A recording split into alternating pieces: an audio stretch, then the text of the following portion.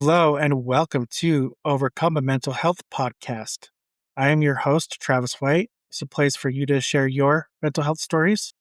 I'm very excited to introduce tonight's guest. I'll be speaking with Albert Bramante. Albert is a seasoned talent agent with more than 2 decades of experience in the entertainment industry and also holds a PhD in psychology from Walden University. Albert, welcome to the show. Thank you so much, Travis, for having me on here. I'm really happy to be here. The pleasure's all mine. I think we're going to have a great conversation. And I'm not going to waste any more time because nobody wants to hear from me. Why don't you go ahead and tell us about your journey? Well, I was kind of born in a very peculiar situation. I was a different one in my family. And when I say different, I mean, I grew up in a blue collar family. My brothers, I'm the youngest of five. My brothers, were all athletes. My father was a football coach. My oldest brother was a football coach. And they were all into sports, lived, bred, believed, whatever, athletics.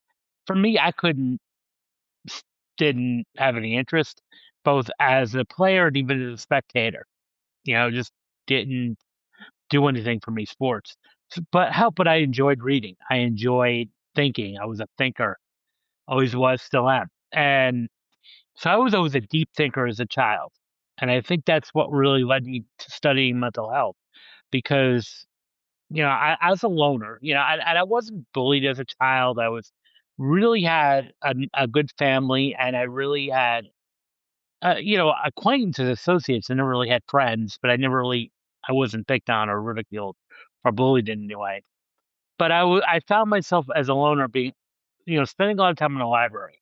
So a typical 15, 16-year-old kid might not be reading books like, How to Win Friends and Influence People by Dale Carnegie or The Seven Habits of Highly Effective People, or Feeling Good by David Burns, which were all very popular in the early 90s when I was really, started reading this stuff. And I just became so thrilled and captivated by the human mind. I think just my whole curious nature and attraction and deep topics really led me down to the rabbit hole, what you could call the mental health aspect of things. So at the end of my sophomore year, I said, I really want to major in psychology. I made that declaration. And I wanted a PhD. That was my goal. And I reached the goal, of course, but I knew since I was a teenager, this is what I wanted to do. Now, I was also interested in creative arts too. So in high school and college, I was very much involved in all these different organizations. And high school, including the drama club, and so I was very much involved in the performing arts world, not really professionally. And at that time, I really didn't know I had an interest in it. It wasn't until like years later when I was working out in the field after I received my master's degree, I started doing some work around 9/11 work, crisis intervention, counseling, and all of the important things. And with that, and so really, that's where most of my work came into play professionally. That was the start of my professional career. And I started working with actors alongside of doing the social service work. And that's what led me to becoming a little bit of an actor myself, dabbling a little bit into it. Realized it wasn't necessarily for me, but I loved being around actors. So I started a business to kind of support actors along their way, representing them, submitting for jobs, being starting my own agency. And so that's how I got started as an agent. During this time, I also became started teaching, and I also decided I would go back for my PhD. I might as well. I was already Yeah. halfway there, and I didn't know what was going to happen in my life. I wanted the insurance plan of having a doctorate, and so I went back to school, and then I started wanting to study because one thing that kept theme that kept popping up in all my work, whether it be a college professor or a talent agent, was the theme of self-sabotage and self-defeating behavior that just kept coming up. I was witnessing this with a lot of actors I was working with, and I was also witnessing with students I was working with. My class is just a high degree of self-sabotage. So I really wanted to kind of study this, to kind of like figure out what was going on here. So my doctoral dissertation was on self-defeating behavior in performing artists. And so that was a way of like really blending all my worlds together, the mental health psychology world with show business. So then that's kind of like where I am today. And then several years after, my PhD, I wrote a book called Rise of the Script. And yeah, it's been kind of like, one of the spaces I've been working a lot in now is like performance mindset and getting people to, help them get out of their own way, recognize self-imposed limitations and things like that. Yeah, makes sense. And it's the whole like showbiz like side of things. It's like these people are high achieving people. Why do you think so many high achievers like it takes them? It's almost like some people have to hit a brick wall before they can start healing. Why do you think that is? Well, a lot of it is survival. A lot of it is self-protection. A lot of it is self-protection. And especially, really depends on the person's past because if there's trauma, if there's any type of childhood trauma, um, the brain goes into overdrive protection. Our brain protects us. That's its purpose. The nervous system in the brain, it's really its sole purpose is to protect us and to keep us safe. Yeah, And that. and that's what it did years ago. If we were back in the hunter gatherer Neanderthal days, we had so many things thrown at us that were dangerous, life threatening every day. And it wasn't until, many years later, of course, we're a lot safer, but our brain is still doing the same thing. So a lot of times if we're thrown with any perceived danger, which is any change, any stepping outside our comfort zone, our brain says, okay, regroup. We gotta abort the mission in a sense, whatever that is. And so a lot of times with self-sabotage, it's a self-protective mechanism. Yeah, and I could see that being that way. Like it totally makes sense. And while we're talking about like the high kind of achiever, I have another question in regards to that. So high pressure careers such as acting and entrepreneurship, what do you see as the most understood aspect of high functioning anxiety? Well, again, I would say anxiety is also self-protection. Yeah. And fear is what keeps us safe. I mean, that's what keeps us alive, to avoid anything that could be potentially dangerous. Unfortunately, nowadays that can be working on overdrive. So it can sometimes work against us by protecting us by the very things from the very things we need to do. And that's where the anxiety prevails in because it is a survival mechanism. There's no way that anybody can escape life without feeling any type of anxiety. That's unrealistic and actually dangerous because, there are times where you have to Mhm. to be vigilant. So and that's where that whole fight or flight mode gets activated to protect us. So the only thing is, if we have experienced a childhood trauma, and I don't necessarily just have to be sensational childhood trauma. It could just be, other siblings were favored over than you were as a child. It could have been that maybe you had to really fight hard to get your parents' attention and love. Maybe you were ridiculed by your teachers a lot. So little things like that add up over time. And then what we call like micro traumas. And eventually what they can do is add up and then eventually your body is just in a constant, state of fight or flight mode, which is what it, triggers anxiety. Because anytime we have a peak in anxiety, it's really a rush of cortisol, which is the adrenaline, whatever you want to call that, to prepare our body for fight or flight mode. Yeah, interesting. Interesting. Yeah, and it's what's the word I'm looking for? Well, these people they're like when they realize something's wrong, and what do you think are the first steps? What would you say are the first steps to start your healing journey?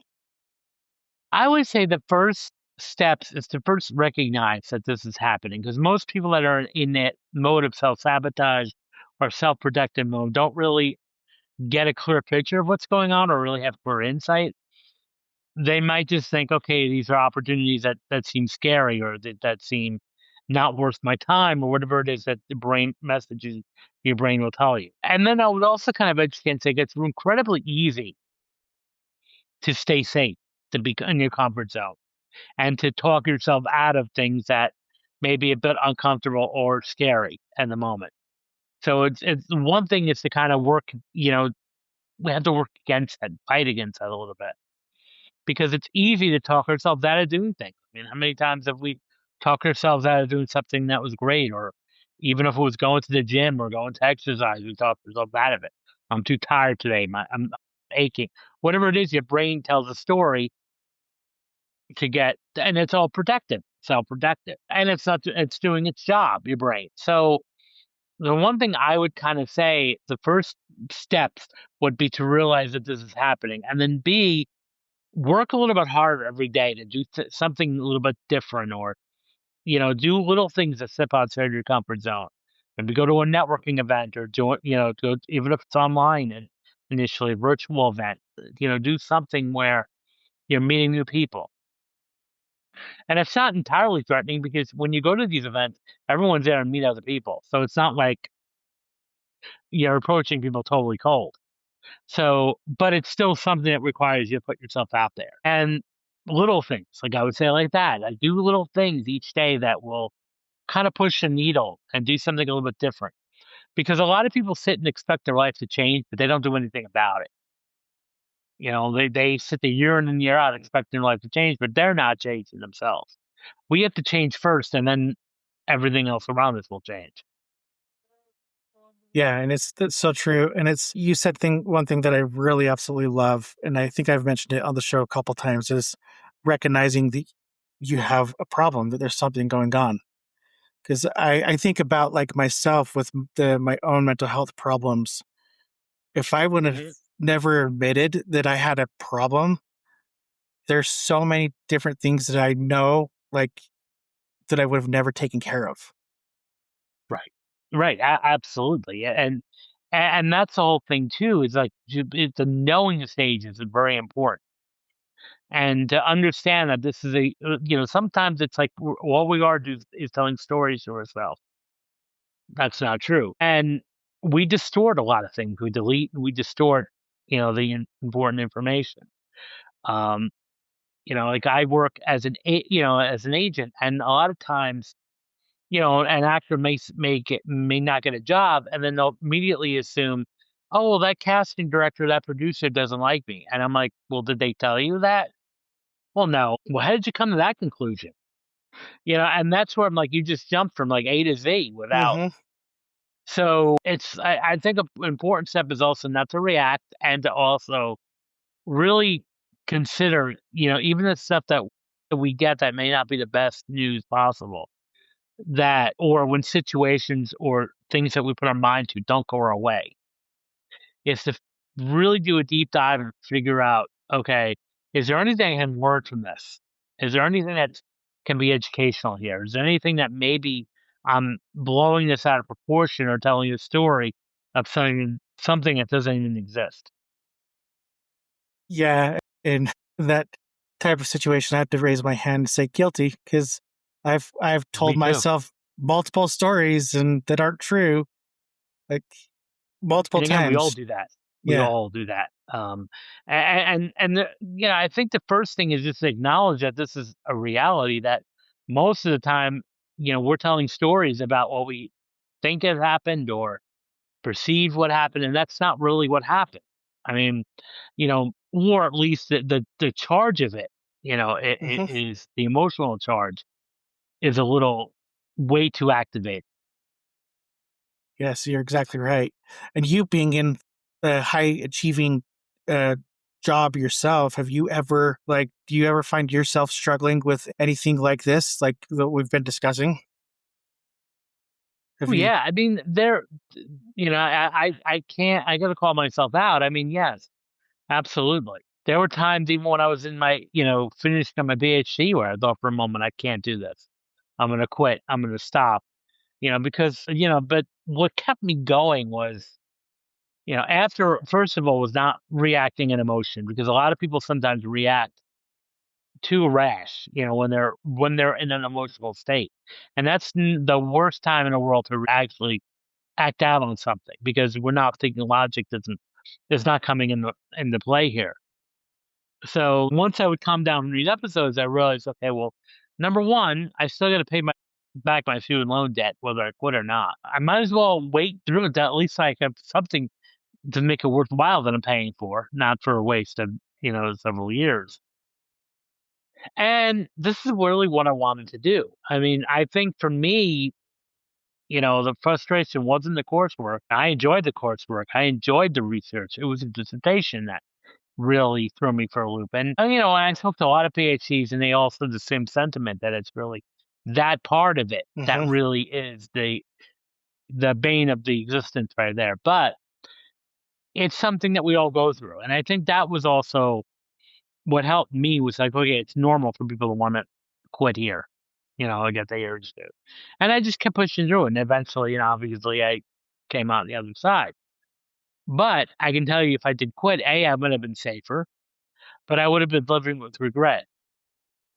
Yeah. Especially towards the later part in life when I'm like, I had the opportunity for a PhD, I never took it. I was like, no, I don't want that. And then also, even putting my book together, that was a big, thing that was preventing me, holding me back. I would always sit for several years and tell people I'm going to write a book. I'm going to write a book. I'm going to write a book. Because I had a dissertation. I was like, well, I'm going to write a book. I'm going to write a book. I'm going to write a book. 'Cause I already had something. But I wouldn't do it. I would sit in front of a blank piece of paper, top of a couple of sentences, read them, get unhappy with them, delete them, and nothing. And I'm sitting there going like, and at first I was like, well, maybe this isn't for me. Who am I to write a book? Imposter syndrome, hello. And that's where, finally I said, it's gonna be another situation. I'm gonna regret it. I had the opportunity, and if I didn't take that, I would have really been unhappy. It would have been much safer route to take, but it would have been, a situation that I would have regretted on. When I talk about Yeah. regret, this is why I tell people all the time to do what they want to do or live their dreams, because the true nature of regret is not the foolish decisions we make or the stupid things we've done or the foolish things we've done. The most sort of anguish for people that are like towards the end of their life is missed opportunities, regret, things that they could have done, but they didn't because of fear or comfort. And now it's too late, and they wound up, absolutely regretting it.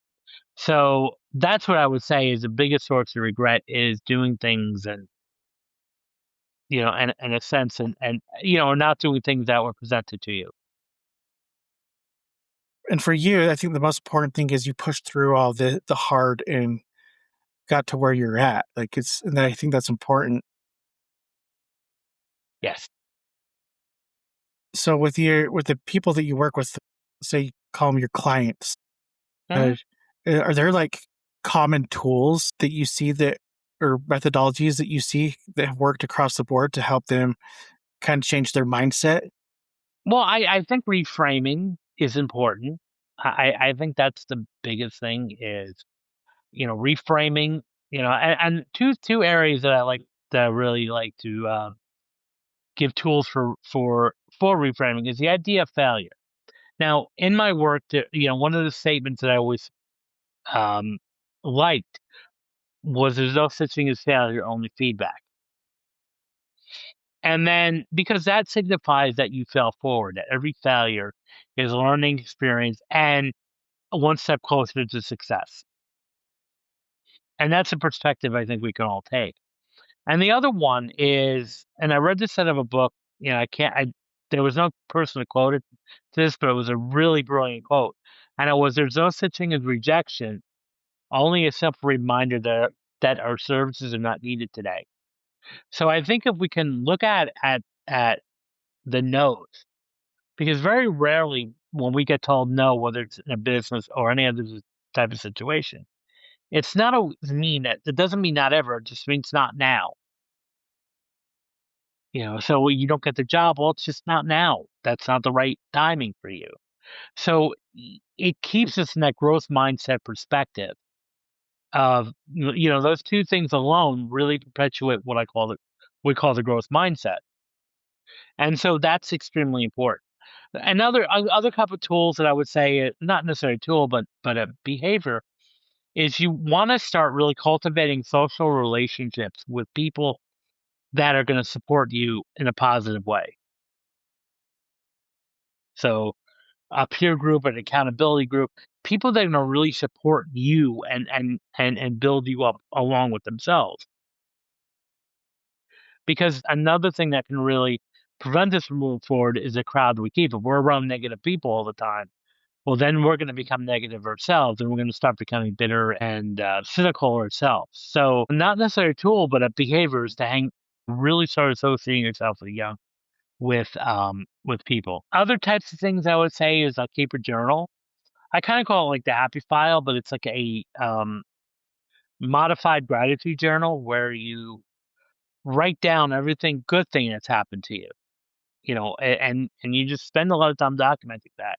That could be you got praise from an audience member, got praise on a job interview, or praise from a customer, or a former, person who, worked with you as a client.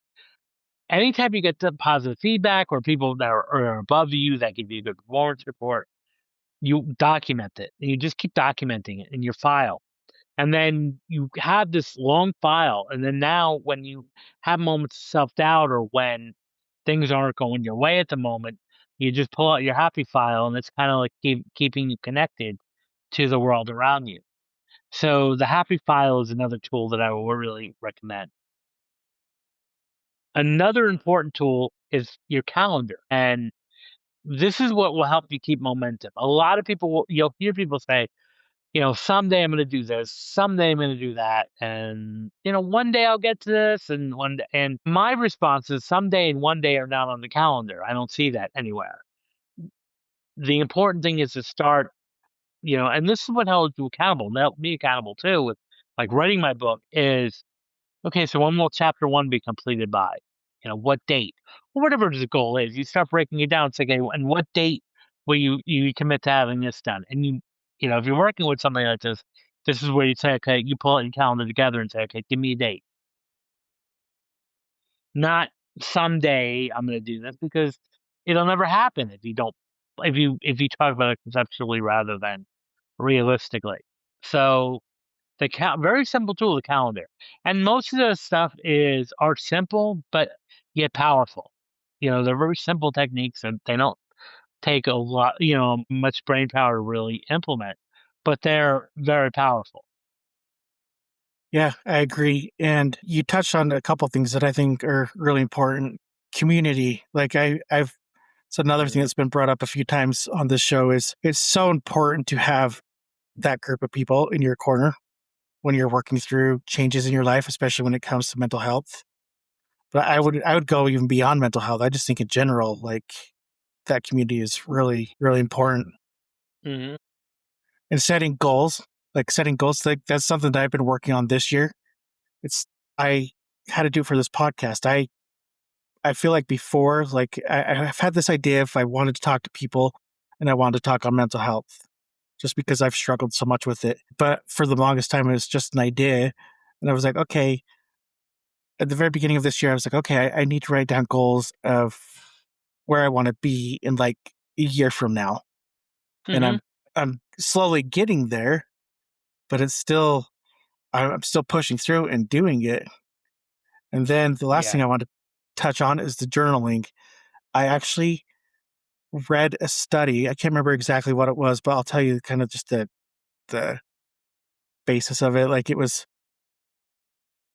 was some study done somewhere. I can't remember exactly where, but it was people, if you journal at night and write down your thoughts, especially the ones that are kind of weighing on you and weighing you down, if you do it right before you go to sleep, you'll actually be able to fall asleep quicker and you'll sleep better.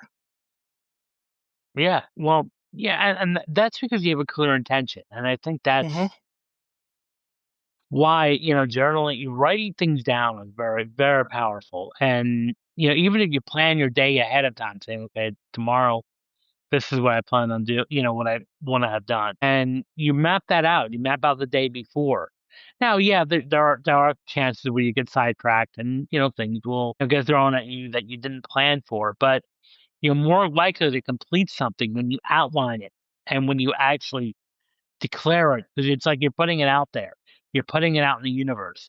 So, that's really important to consider there too. I love it. I love all this stuff. It's just I'm no don't have any PhD or any background in it, but it just like all this mental health stuff. It just almost puts like a fire inside me to. I just love hearing it all. There's so many Mhm. different things. I feel like a lot of people too. Just talking in general, I feel like we get into autopilot and we kind of get in this state that we're just stuck kind of, on repeat mode and we're just doing this type of thing because we have to. And we're just, how can someone begin to recognize that they're operating on autopilot before it's too late? Well, the main thing is an autopilot. It's kinda like if you ever seen a movie like Groundhog Day, it's, like, very similar to that where the same days are just the same. Not it's like you're going through emotions, but nothing's improving. And, every day is starting to blend together. And so that would be the first clue. Like, because usually as human beings, what we're supposed to do is every month or every, couple months, we're supposed to be getting better at what we're doing. We're supposed to evolve and become stronger and more powerful or even more successful. So if you find yourself like staying in the same area for 6 months to a year, or even more than that, that might be an indication that you are in autopilot. And how many times have you pushed things that you wanted to do on a back burner, and said, "Oh, you don't have time for it," or "It's right now. I'll do it later." And so procrastination. So if you find yourself being a major procrastinator, that might be an indication you're on autopilot. So and that's the time to really do some self-reflection because most of the time when people it's not the lack of time that people procrastinate, it's because of the lack of belief in themselves or, again, they're recovering from their own trauma. So it's like, that's what will keep you in that negative loop of procrastination constantly. Yeah, I have been known to be a bit of a procrastinator in my days, so I can highly relate to what you're saying there. It's it's just Yeah. it's like once I push past it, like I'm usually fine. It's just like just do it, just do it, just do it. Yeah. Well, and that's the whole thing too, is just take action. And that's where I think, every day I would say make a commitment to do one action. It doesn't have to be a large action. It doesn't have to be, anything substantial in the beginning. Even small actions over time, they're going to build. And eventually, you're going to really start reaching these, magnificent milestones by taking, consistent daily small actions, even. So I would definitely suggest that taking small actions. Yeah, and it's funny that you say that because I feel like over this past year, the small actions that I've taken, I'm actually reaching further now to take bigger actions since I've taken all these small ones. I'm like, you know what? This is a little bit more out of my reach, but Hmm. I just achieved this. I just hit this milestone. What if I, you know, push a little bit harder and just go a little bit further and do a little bit more? Right. And it's all about just taking these small actions and taking one step. Okay, now you did this. Now let's do this and let's do that. And let's just keep building, and then that will stop you from living in automatic pilot because now you're doing something different. And once the interesting thing about momentum is once you start, it's hard to stop. You're not going to stop because now you get one step. Like even for me, writing my book, once I wrote one chapter, the next chapter was written, the next time, and then a third, and then eventually, I had a manuscript ready for an editor. So it takes time, but the important thing is to take that action. And yes, it's going to be a little uncomfortable. It may be a little scary, and that's okay.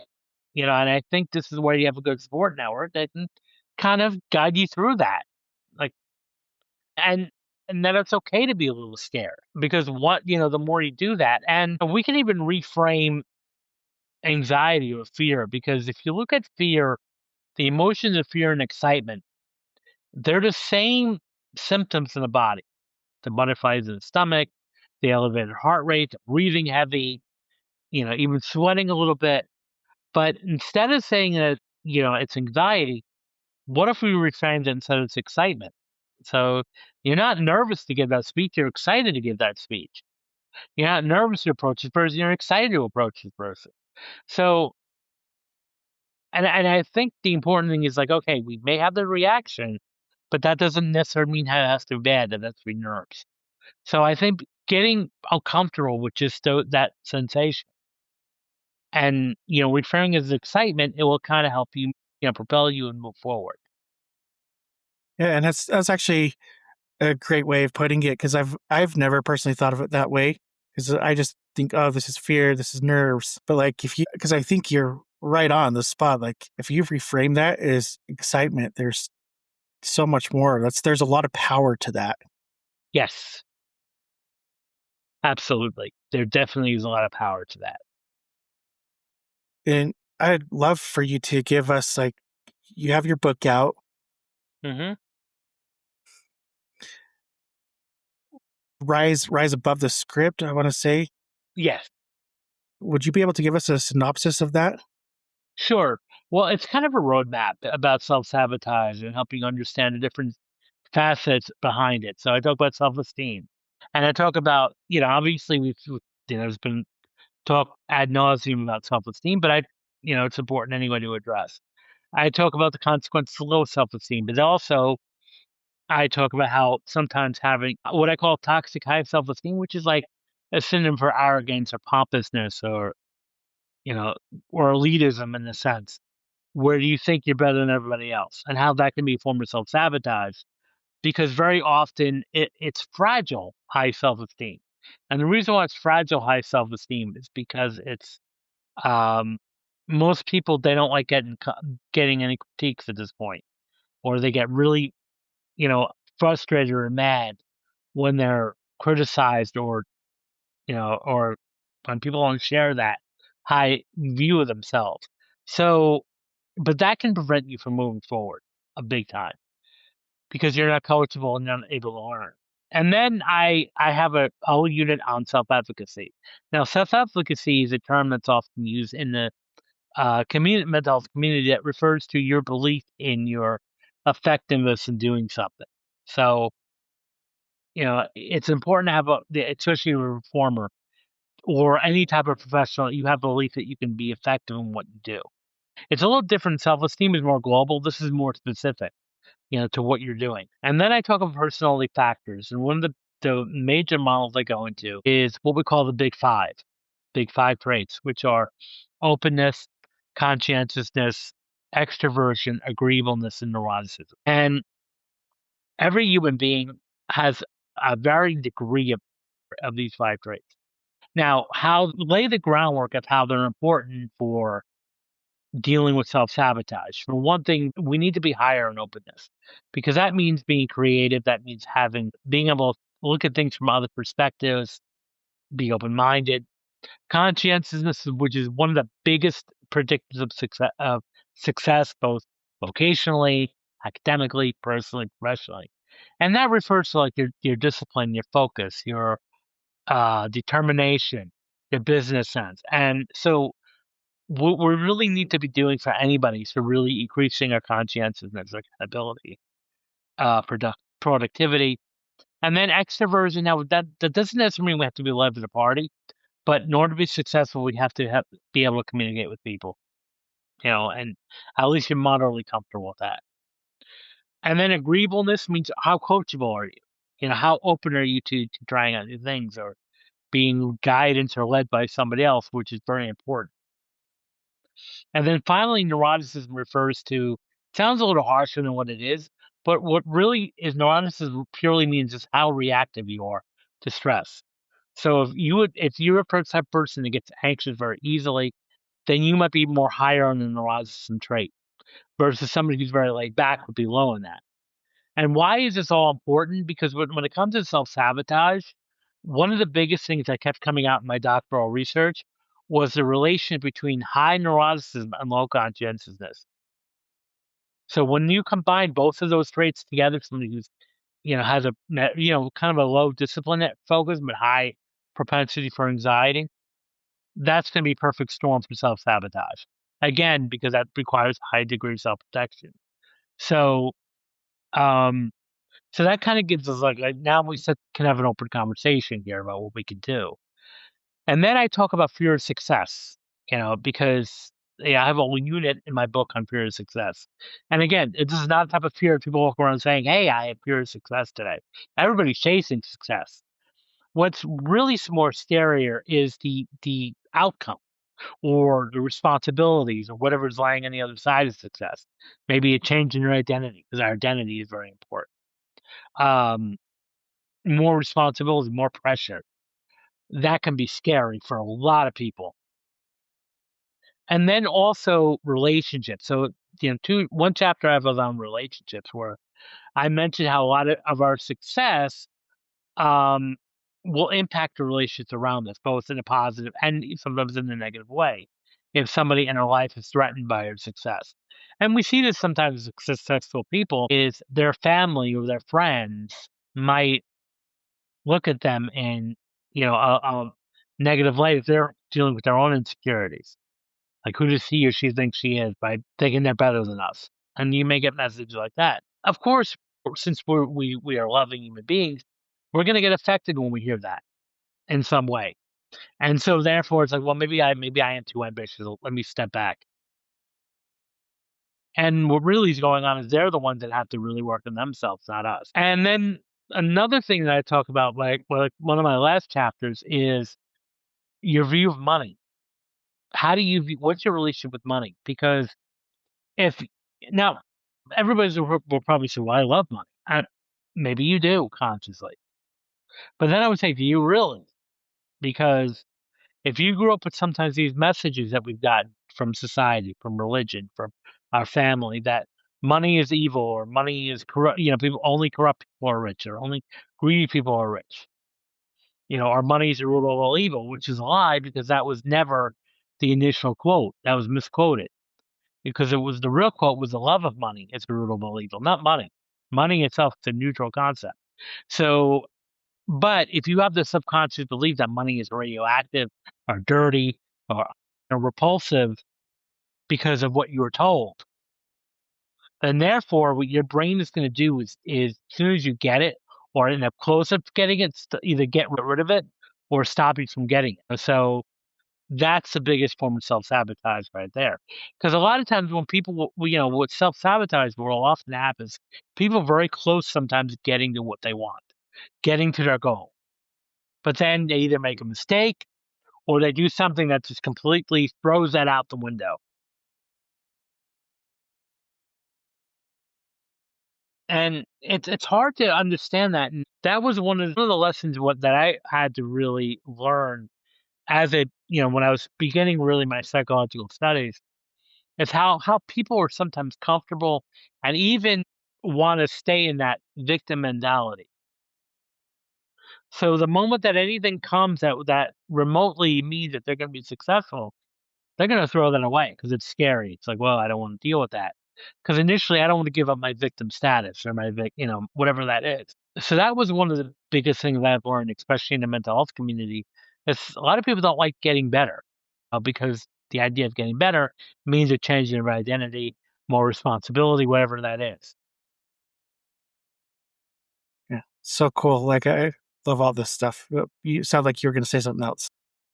I was just gonna kinda completely, wrap that all up with my book, and that's the message is really just, ways to get out of our own way. So because most people, when you talk about the psychology of money, people are gonna say, "Oh, I love money. I want money." I'm like, "But do you really?" Yeah, and why do you think we see some of these people who hit the lottery or maybe celebrities or athletes that get a major deal and now they're worth millions and then 2 or 3 years later or even 5 years later, they're in more debt than they were when they started. because they didn't budget their money properly. They just got rid of it as fast as they could. Yeah, I've heard that story multiple times before with like people who make that type of money. Hmm. And I do want to touch base on one thing really quick though, is the victim mentality. I remember a day in therapy and my therapist told me you need to stop being the victim. But the funny thing is for the longest time I didn't know I was being the victim because I didn't see it that way. Hmm. And then when he explained all the things I was doing that made me look like the victim, I was like, okay, this makes sense. Like I've never seen it that way, but now that you explain it, like I know what I have to do. Yeah. And it's not about blame it. It's really about Hmm. just taking responsibility, for even the things around us. Because yeah, there's a difference between responsibility and blame, but it's like, no, you're a survivor. Even if even if you suffered a trauma, I don't really like the word trauma victim. I like the word trauma survivor, Yeah. because it's like, no, you don't have to be a victim. Yes, that what happened to you is unfortunate, or the situation might have been unfortunate, but that doesn't mean that it has to stop you, because very often what happens in the victim mentality, you start re-victimizing yourself. It's just a constant, like, okay, you're just going to keep, self-harming yourself. Maybe not, physically, but psychologically, mentally, yes. Yeah, and there's times though that I would say that self harming yourself psychologically is just as draining and as bad as can be, just as bad as like harming yourself physically, just because the damage that you do to your brain, and it's so easy to do. Yeah. Well, but also, the psychological wounds last a lot longer too, and it's harder to really pinpoint them, because, and I give this other example too, that, when we were kids, especially my, generation, one of the nursery rhymes that we were always told was, or the slang was, "Sticks and stones may break my bones, but names will never hurt me." And that's not true, Hmm. because, the first part may be true, but names will never hurt me. No, names can hurt even worse than those sticks and stones can. Because when you talk about a mental or psychic injury, there's no bounds there. At least with a physical injury, okay, there's, you clean it up and you heal it, and it's gone. But not a mental or emotional injury is invisible. Yeah, that's for sure. And it's like there was there's some things that came up in therapy, and it's like I didn't even know I was battling them. Hmm. And it's like it's been years and years of me trying to battle them and overcome these things. And they're most of them are just going back to some medical issues that I had. It was like I didn't know I was internally like withholding Hmm. this or holding this type of thing until it was brought out. And I was like, wow, like it's taken this long to get past that. Right. Yeah. Well, a lot of people are walking around for years not, getting insights. And so that's the first step, is once you know that this is a problem, or that this is an issue, that's the first step of getting better and of progress. So I'm gonna turn this kind of oh, go ahead. If I cut you off, go ahead. No, I'm done. So Okay. go ahead. I'm gonna turn this back to you, more of a personal question. How has helping others deepened your own sense of purpose? Well, the biggest thing is it gave me a sense of purpose. I mean, that's really what, it helps me stop feeling sorry for myself, or stop, feeling the rut, or feeling like I'm not important, because I'm like, no, I am important. I need to help, I'm here to help other people too. So and that's one of the biggest things that really can help people get out of a rut, is to go out and help people, you know, go out and volunteer. Because believe it or not, volunteering really activates such positive emotions when we're giving back and helping the community. So, and I know some colleagues of mine that are psychologists that will actually prescribe, you know, charity work, as a way to kind of get over that rut. Because very often, a lot of times, number one, you're helping other people, but also you're getting out of the house and you're actually socializing with people. And when you have an anxiety or a mood disorder, one of the things that you really don't want to have is a lot of free time and downtime, because then you start ruminating, and they just get festering these thoughts. And whether they're thoughts from anxious thoughts or depressing thoughts, they just keep circulating in the brain. And for me, I've dealt with depression through my life, clinical depression, and it's not fun. But I felt like, when I got that sense of purpose where I can help other people, it was a sense of, okay, it pulled me out of that, because you really can't be feeling sorry for yourself and at the same time be helping other people. Just, it's like they cancel each other out. So it's a good thing, in a sense. Yeah, yeah, I get it. And it's let's see, where was my thought going now? uh that's where it was. Okay. Sorry. My mind just I hit a brick wall for a second Yeah, there. but just what you do a lot. As a purpose. Like I think that's another important thing to kind of throw out there because until you like sometimes I feel like until you find that purpose, it's easier to get stuck in these kind of autopilot or burnout modes, whatever you want to call them, because Hmm. it's like you're not living for anything. I mean, Right. you are, but if that makes sense, I don't want to say you're not living for anything because you could be, but No, you are absolutely. I mean, and that's the whole thing. It's like when now you have a purpose to live for when you're helping other people, because usually when you're in that loop of depression or anxiety, you start to feel that your life is meaningless, and that's a very scary thing, the place to be at. But when you doing something to help other people, it gives you that purpose. So now your life is meaningful. So yeah. you go from meaningless to meaningful. Yeah. And I remember the other point I was going to speak about came back to me. You had mentioned that, like when you have time, too much time on your hands, you Hmm. get stuck in these modes of overthinking and anxiety or depression. It just keeps getting worse and worse and worse. I can't calculate how many times that's happened to me, like personally, because I mean, it's like I just think of like a month ago, I was having some really slow days at work, and everybody else seemed to have more work than me, and I was like, okay, do they not like me? Why are they not giving me more work? Am I not worth it? Am I not good enough? Hmm. And then all of a sudden, this last month, it's like all piled on. I was like, okay, I was just thinking dumb thoughts that make no sense. Yeah.